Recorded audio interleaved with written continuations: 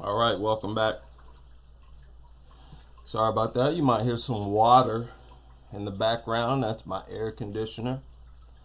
Always turn it off, or I try to turn it off before I go live. But I shared this earlier on both channels.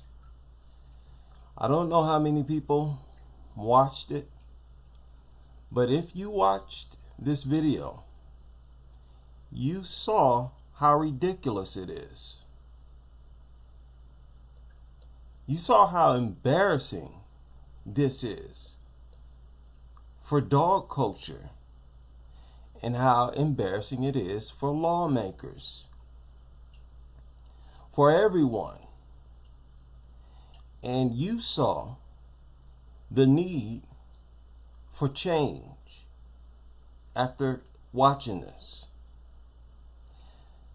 Now, this is connected to one of the videos I uploaded earlier on my original channel, where I questioned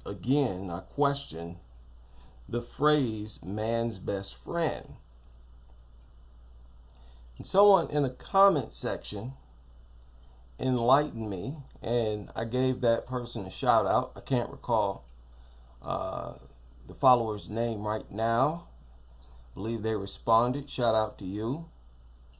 Enlightened me on the history of this phrase, man's best friend, and it is beyond interesting. It's interesting, and then it surpassed interesting. We have to deal with this. Now, those of you who are well versed in dog nuttery, you're going to catch on to everything before I even go over it. So bear with me. Shout out to all of you. Hope you're having a nice weekend so far. Let's get into it. Office. The goal, to file a lawsuit again. On the morning of October 23, 1869, Charles Burton, a Missouri farmer, walked into Attorney George Vest's office. The goal, to file a lawsuit against his neighbor Leonidas Hornsby. The reason, the crime committed against his dog, Old Drum. Vest, one of the most prestigious It was not a crime. We'll come back to that. lawyers in the nation, looked at the man in astonishment. Never before in the history of law had a person been put on trial for the death of an animal. Nevertheless, when the attorney saw the reflection of pain and sorrow in Burton's eyes, he decided to take the case. Unbeknownst to him, George Vetz had made a decision that would forever change the justice system's perception of animals. And that case, which at first glance seemed a lost and insignificant cause, turned into one of the most emblematic trials in history. His argument became the foundation of animal jurisprudence in the United States, and its outcome the key that would open the doors to the fight for their rights.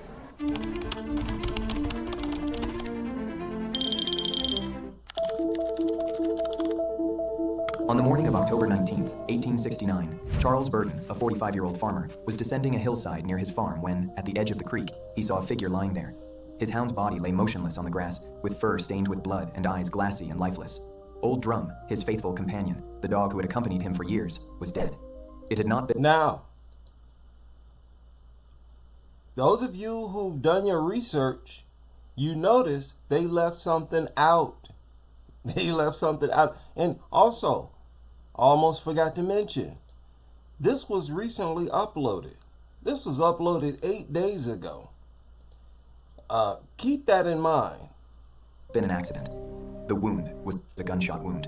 And Burton knew exactly who had done it. His neighbor and brother-in-law, Leonidas Hornsby, a man of sour disposition and a sharp... Wait a minute. Just want to make sure everything is good. All right, everything's good. Let's continue. tongue, who had vowed to shoot any dog that set foot on his property. Now, you hear that? This dog was shot by a neighbor. This man owned a dog, and one day he found his dog dead and found out the dog had been shot by his neighbor. Let that burn into your memory. Leonidas Hornsby, a man of sour disposition and a sharp tongue who had vowed to shoot any dog that set foot on his property. When Burton went to confront him, Hornsby denied pulling the trigger, but confessed that his nephew, Dick Ferguson, had killed a dog to scare it off.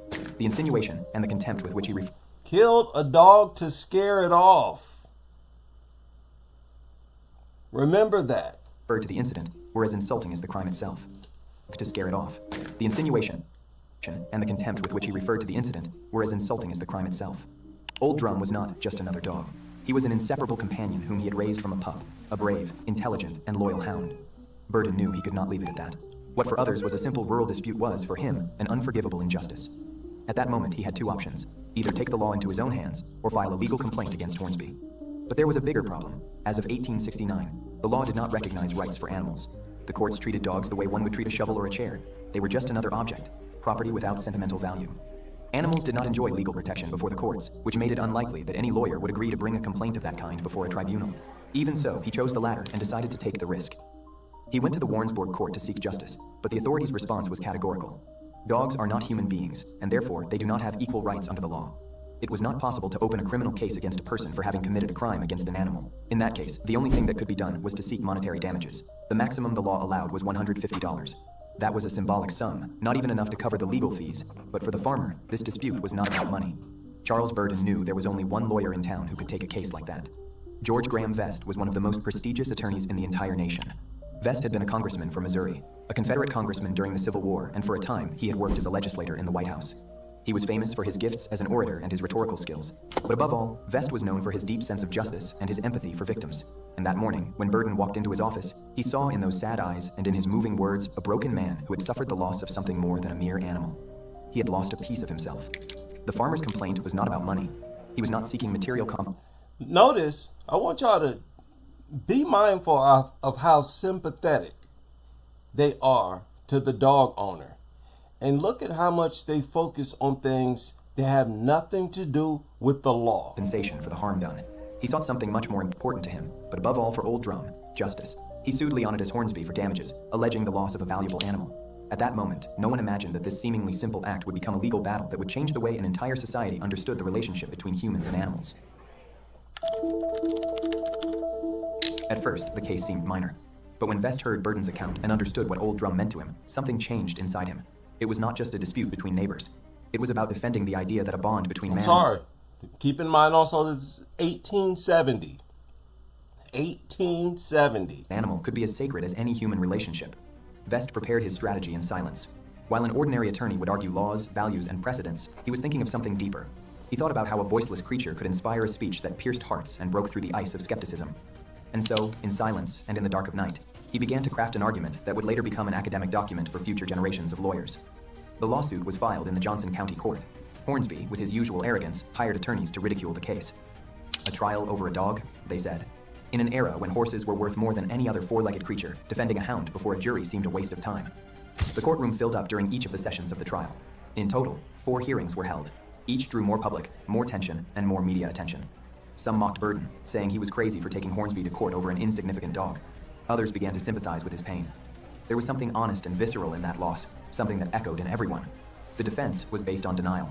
Without clear proof of who exactly fired the shot, they had no way to demonstrate their client's guilt. Hornsby seemed very confident. He was sure the case would be dismissed. But the forensic evidence, though rudimentary for the time, was clear.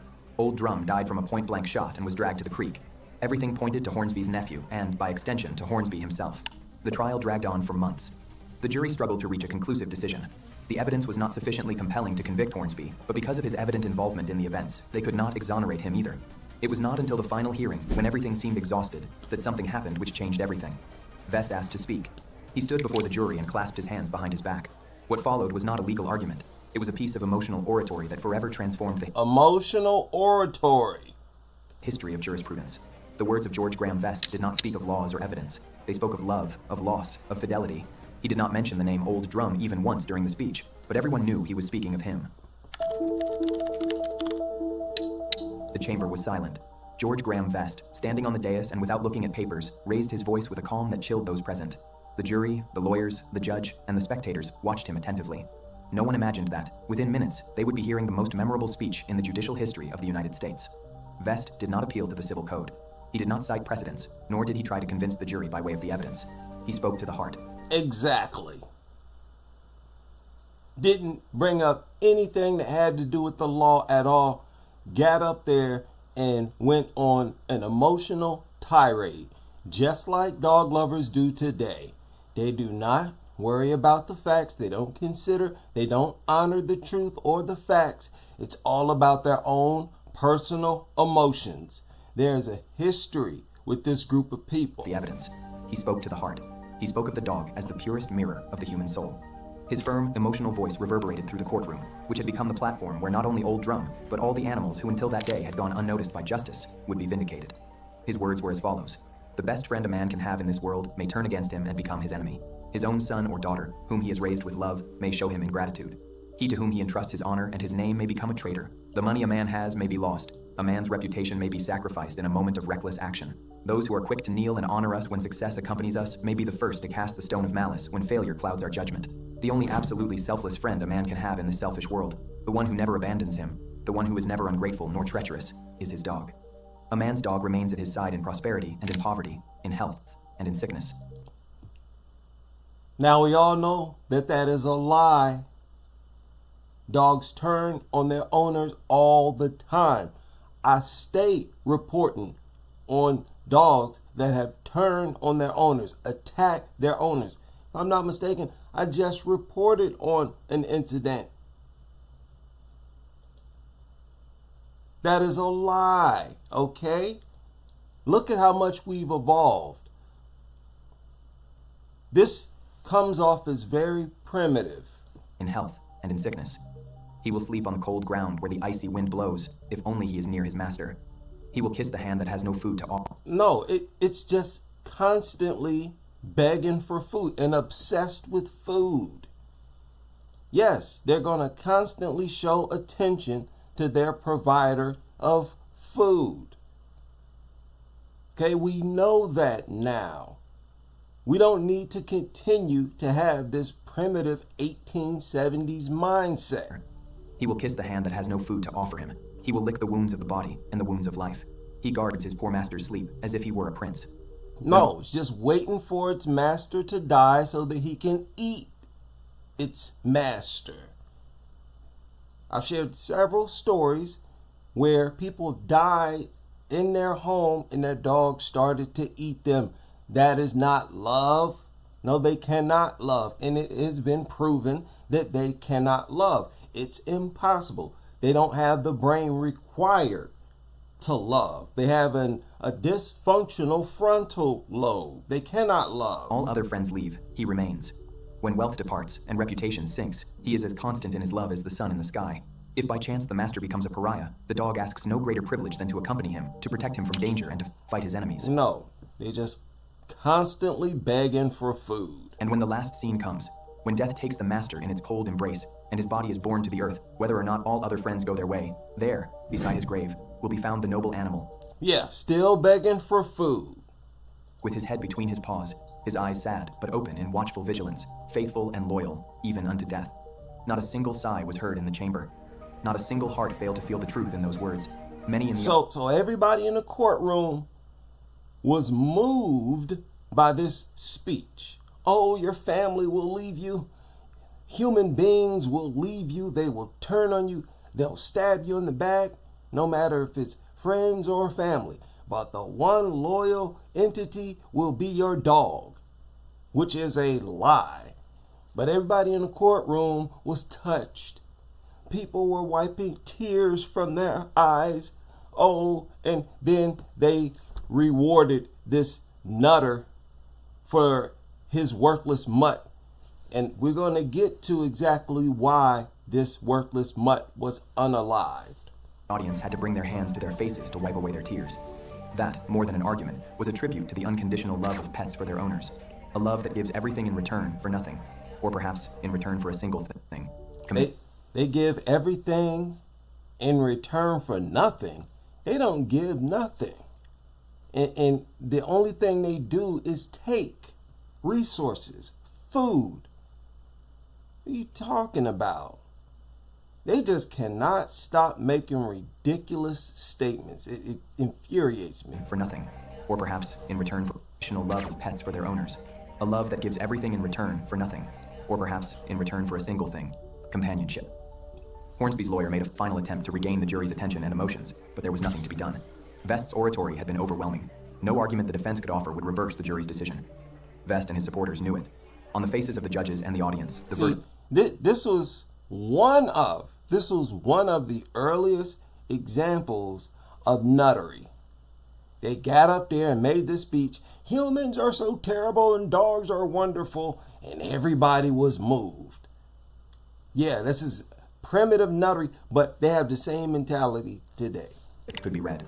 The scales of justice had tipped completely to one side, that of Charles Burden and his dog Old Drum. The trial was no longer about a dead dog. It was about the humanity of humans and the recognition of the pure loyalty that was so often scorned. The jury... Yeah, the case became about how wicked and evil human beings are. Listen to that. He deliberated briefly. A few minutes were enough to deliver a unanimous verdict. Charles Burden was right. Hornsby was ordered to pay damages of $5... He was right? Really? Okay, we're going to come back to that. $150, a modest sum for such an irreparable loss, but $400 more than the law then allowed. It was the first time a court publicly recognized the emotional and moral importance of an animal in a person's life. Hornsby's lawyers appealed...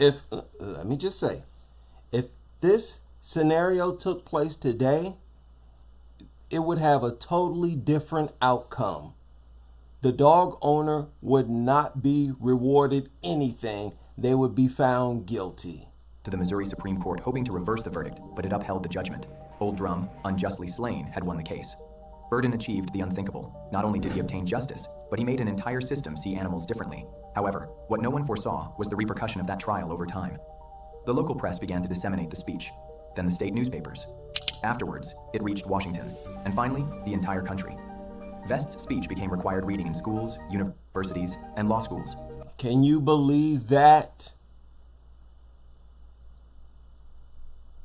That goofy, nutter speech that he got up there and shared became mandatory reading in universities. Are you kidding me? Oh, they're not done. They're not done.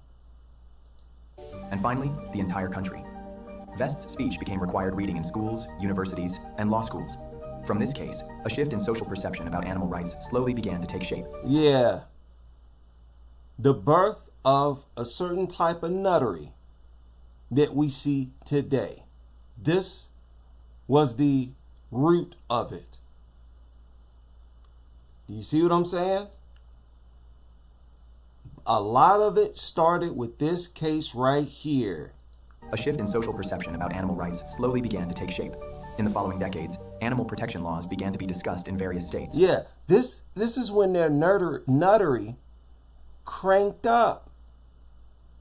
Right? They shifted into overdrive. The case of Old Drum was cited in legal texts, philosophical essays, and political debates, not as a technical precedent, but as an emotional testament to what the bond between a human and an animal meant.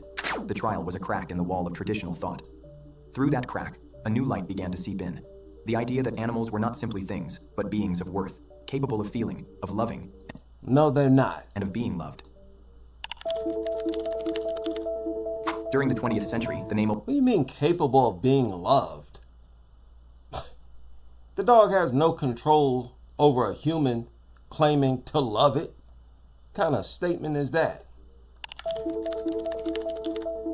During the 20th century, the name Old Drum was taken up by activists, legislators, and defenders of animal rights. His story was adapted into plays, academic articles, documentaries, and public speeches. It also inspired campaigns against animal cruelty and for more humane legislation.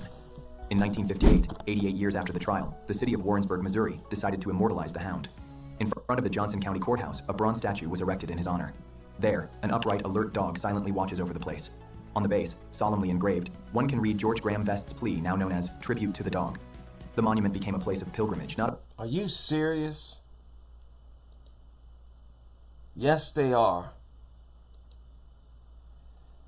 That statue is there right now. And here it is. You see that? 1870. A tribute to the dog. Here it is right here. Can you believe that? Oh, it gets worse. It gets worse. Not only for animal lovers, but for lawyers, historians, and students of civil rights. The statue is a reminder that even the smallest gestures can become universal symbols. Really?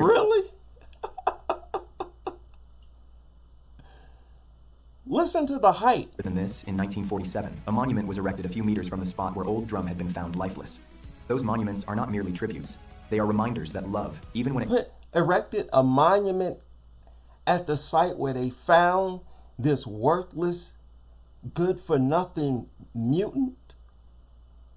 Comes from a voiceless being, has the right to be defended. Old Drum was... What? Listen to this. Now, let me get to the point here.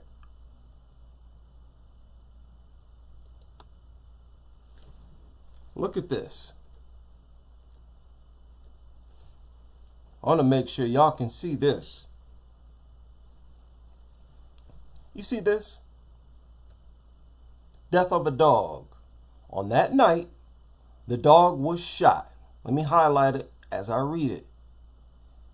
And when he found the dog, he vowed someone would pay.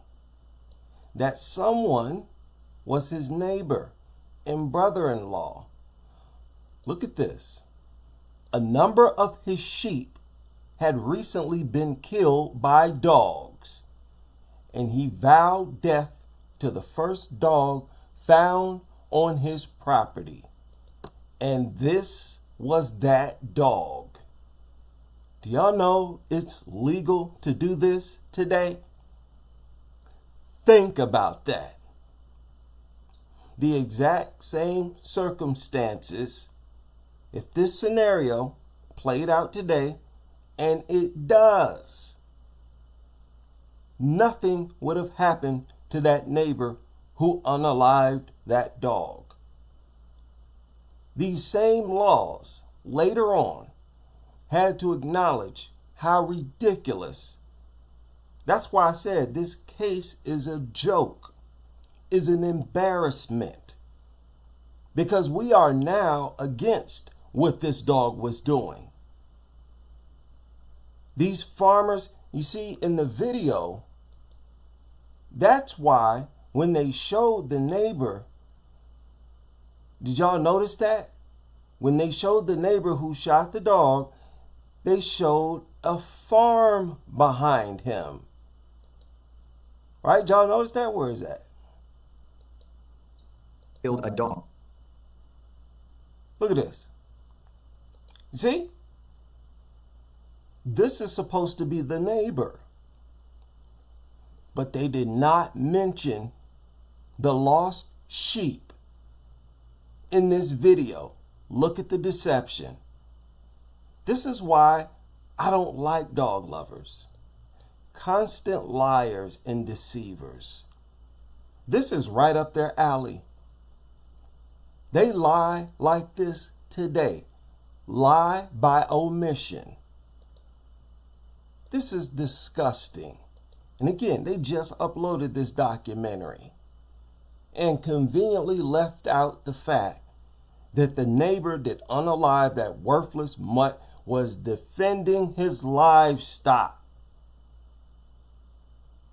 He had already lost a ton of money, and he was, do you know the law protects what he did today? Are you kidding me?